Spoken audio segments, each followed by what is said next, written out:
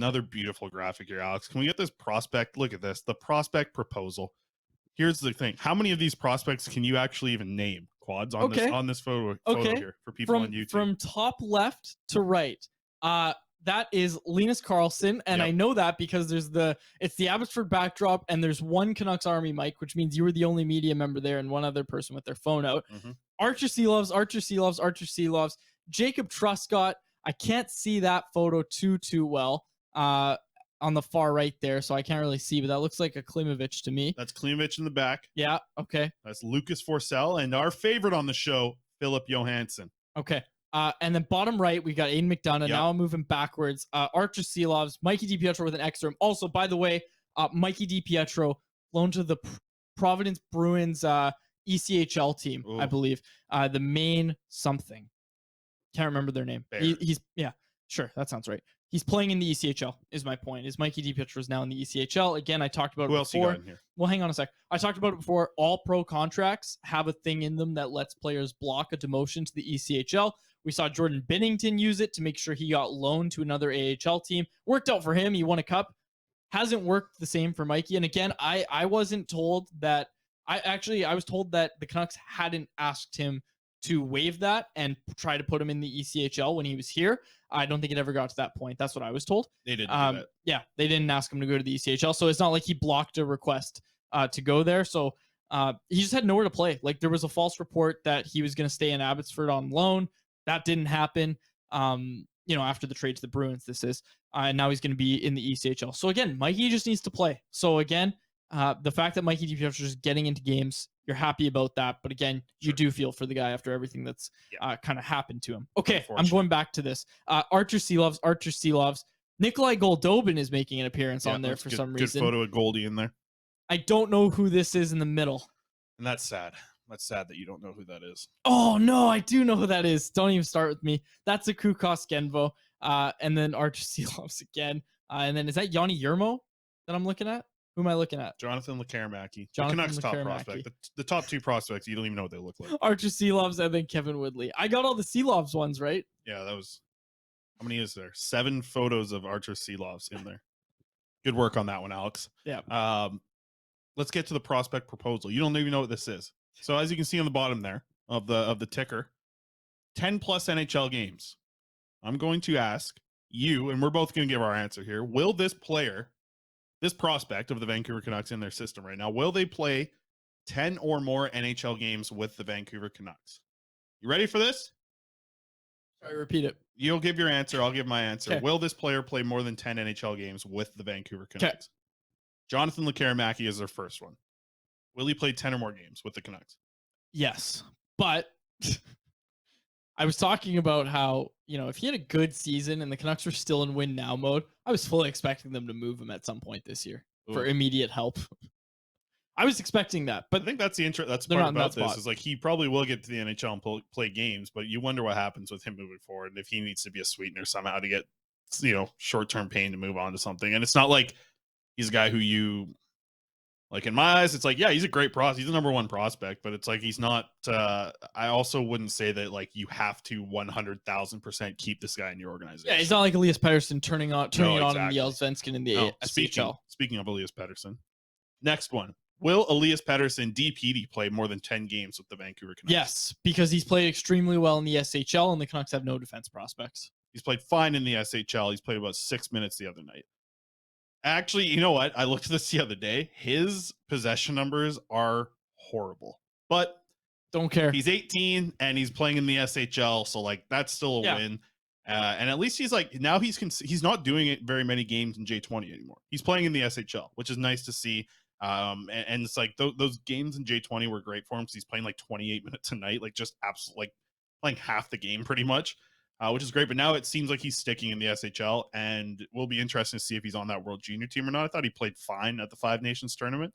But Elias Pettersson, I'm going to say yes as well. You said yes, right? I did. Okay. Next one. This one we'll have to see. 10 plus NHL games is all you need. It's a pretty low. This is what I'm saying with the Canucks. I've set a pretty low bar. We're not talking 200 games. We're talking 10 NHL games with the Canucks. Yeah, with the Canucks is the big caveat because you just brought up the potential of moving a guy like Lekarmaki to get out of a contract or something. So this one should make you think a little bit. Okay. Jet Wu. 10 NHL games with the Canucks. The Vancouver Canucks? The Vancouver Canucks, NHL games. I'm going to say no. But all indications are that he's having a much better year in Abbotsford than he was last year.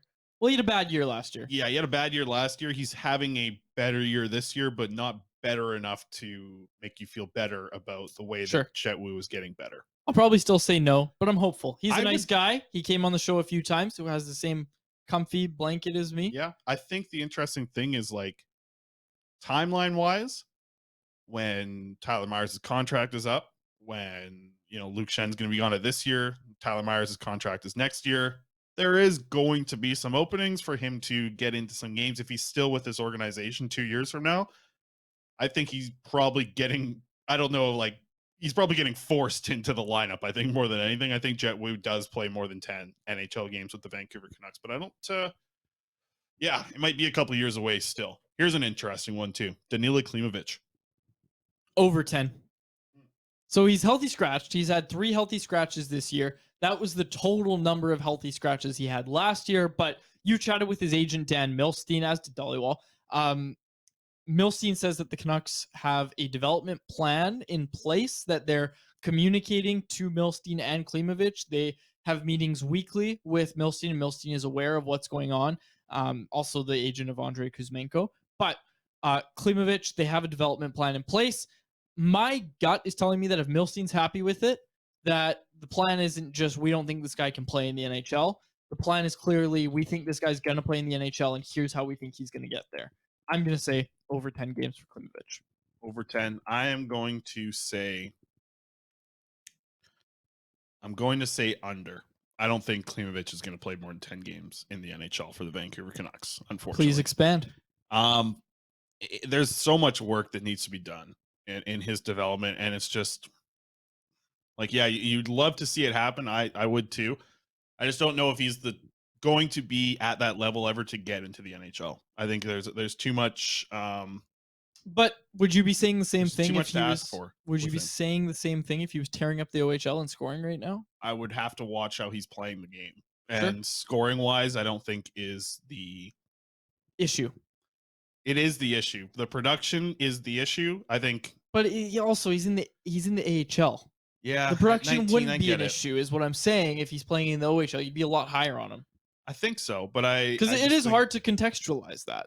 Yeah, I think that there's some real things that he needs to change with how he reacts to things that happen to him in the game. Sure. Whether it be defending, whether it be, like, I'm sorry, but you can't get hit and slash the guy who hit you every single time.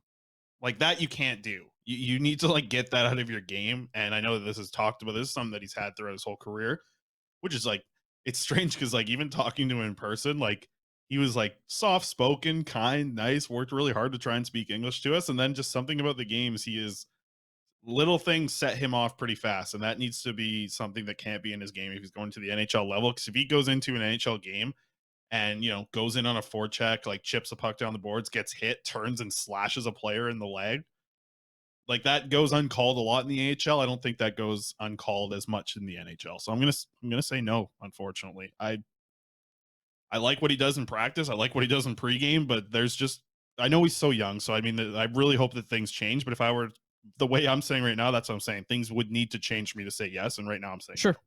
No. Okay. Jacob Truscott out of the NCAA. Does he play 10 or more games for the Vancouver Canucks? Yes. No, I say yes. I shouldn't say yes to everybody, but I actually do think I say yes too. 10. I think he's going to be a defenseman that they develop here. And I know that Patrick Alvin's even talked about him being a player that maybe comes out to pro at the end of this season. And I think with that Michigan team having a lot of turnover again this year, there's an option for Truscott to go back next year and potentially be the captain of Michigan, which is a big deal. Like, that's a big deal to be the captain of Michigan.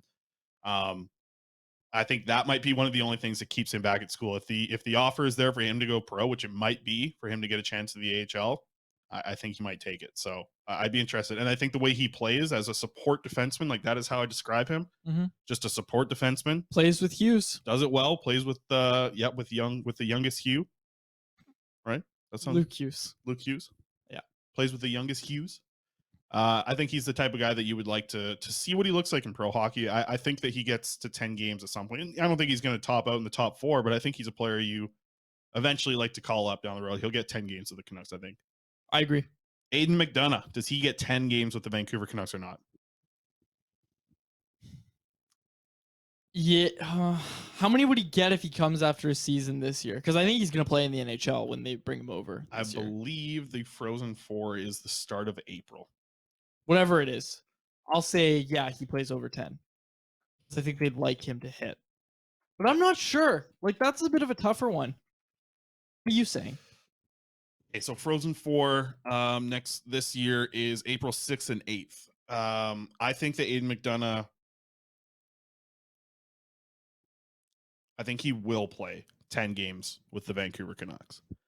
I think that though I've heard a lot of rumors of him maybe not signing with the Canucks, everything that I've heard from him is what I have to react off of, and I think he signs with the Canucks, and I think he gets into games next year. I think he gets to 10 games. He told you explicitly that the plan is to sign with the Canucks. We did the interview, and then after he said, I just wanted to clarify something. He told me, like, use this quote. I want, my goal right now is to sign with the Vancouver Canucks. Yeah. Right now. Yeah. So I think he may have been smart with the words that he used, but that was the quote that he went back after the interview wanted to tell me. So I would say yes. Okay. Give me a goalie. We got goalies coming up here. Just a minute. Lucas Forsell, 10 plus games with the Vancouver Canucks. I honestly, I don't know. Scored today. I'm gonna let you talk about it. Yeah. Don't make me give a take on a prospect I've never watched. I really hope he does. I don't think he will. I hope that he comes over after he's in year 1 of a 2-year contract with the SHL team. But he's already loaned to the AHL. So maybe they want to loaned to the AHL of Sweden, the Allsvenskan, which he scored in today. But I think the Canucks want to get him over here in 2 years' time into the AHL, and then we'll see what happens from there. I love the way this kid plays. 10 NHL games are going to be tough for him. And a seventh round pick, you'd be really happy to get that. All right, Philip Johansson. Yes or no, 10 plus games with the Vancouver Canucks. He's going to be here next year in the AHL at least. Does he do what Niels Amon did and gets a spot on the NHL team? Who's coming off the books for the Canucks on the right side next year? Yeah, Luke Schenn coming off the books. Kyle Burrows coming off the books. Yeah. Okay, sure. Yeah, I'll say he makes it. I don't know if he does it. Maybe not. He probably next does do year. it next year. I bet he does. I bet he plays 10 NHL games next year. I think he does. At 23 years old, coming over from the SHL with a lot of confidence, I think he plays 10 games next season with the Vancouver Canucks. Philip Johansson does. Okay. Unless he really doesn't transition the way that we see Niels Amon do.